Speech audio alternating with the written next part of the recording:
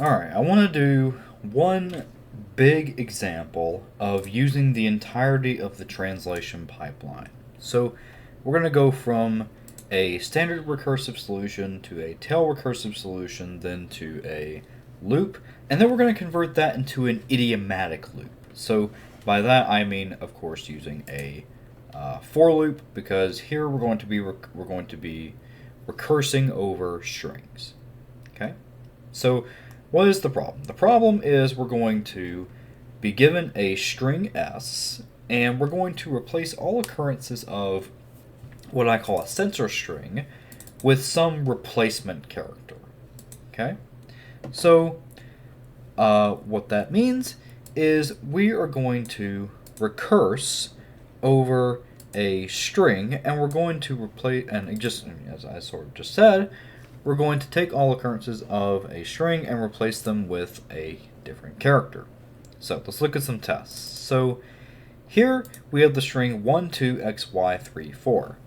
We're going to replace x, y with the characters plus.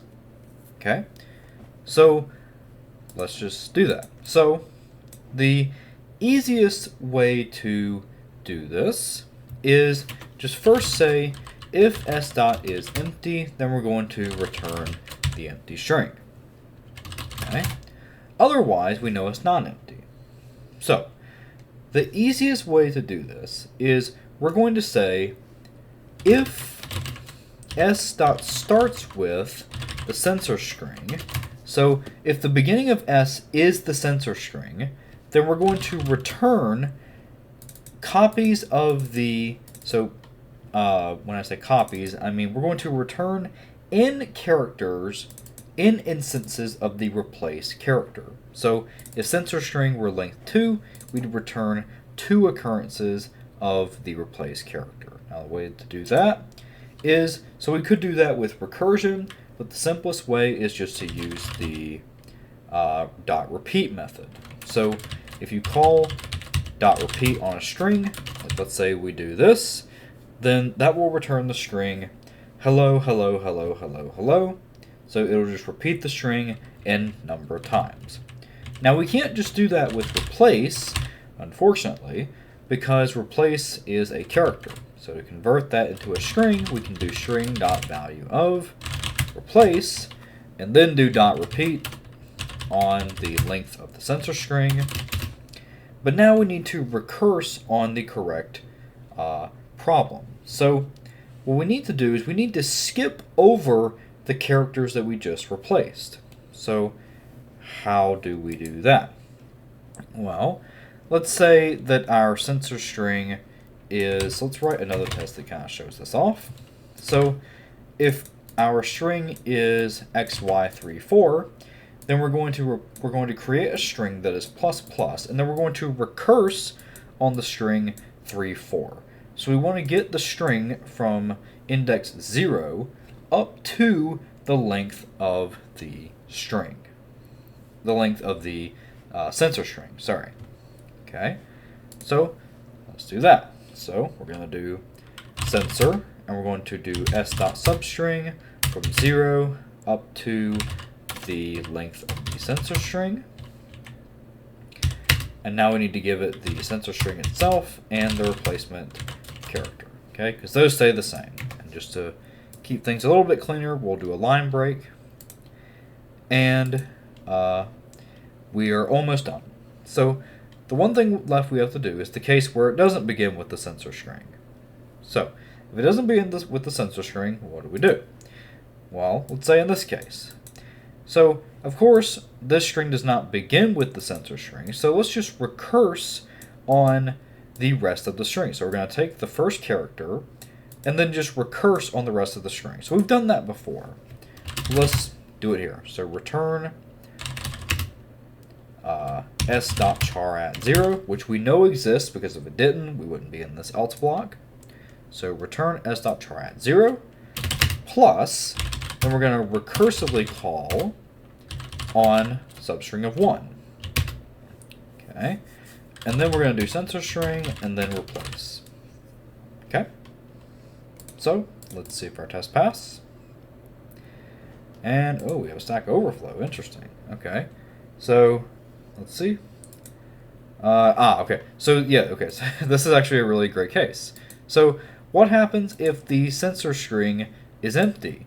Then this will always happen, right? Because every string always starts with the empty string, right? So, let's have another case for that. Let's say, so if the string is empty, return that.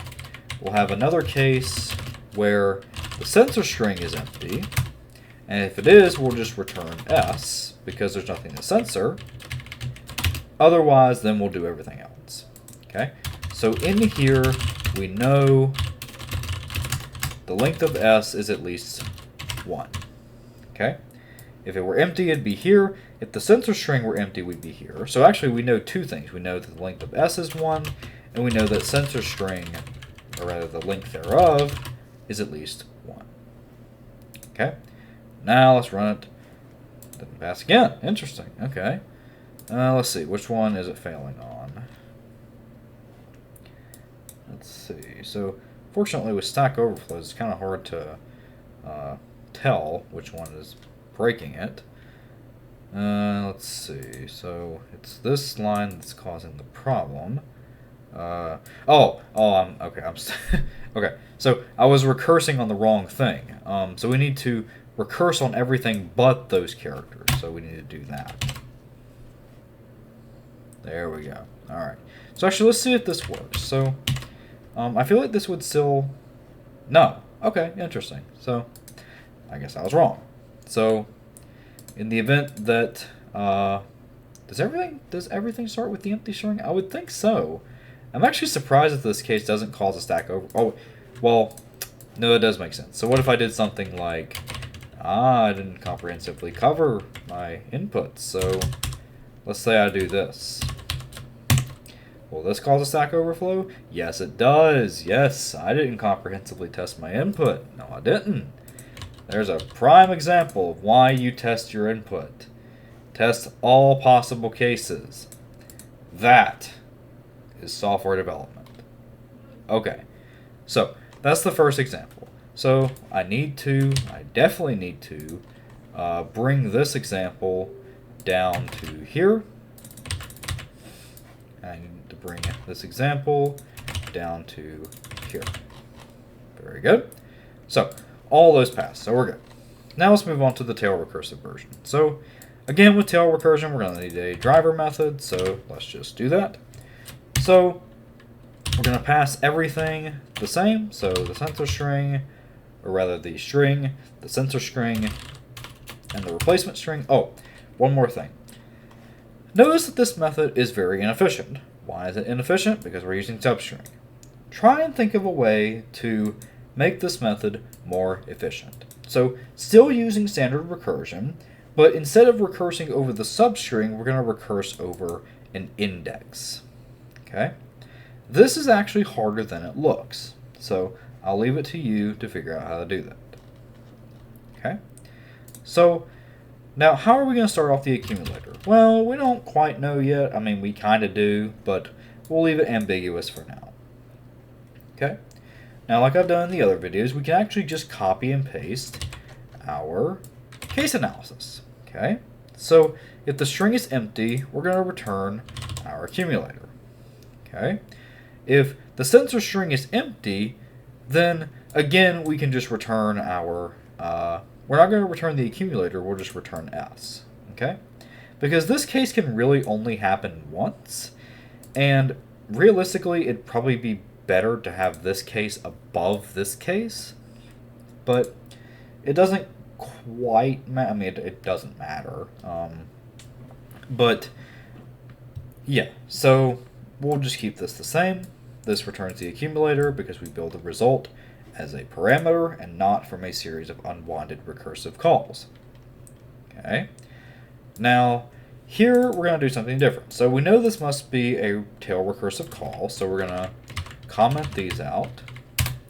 And if you want to know how I do that by pressing Control and the /. On Mac, I think it's Command and the /. So yeah, just so you know. So we know this better be tail recursive, so we better have something that looks like this. And again, down here, we know that we had better have something like that.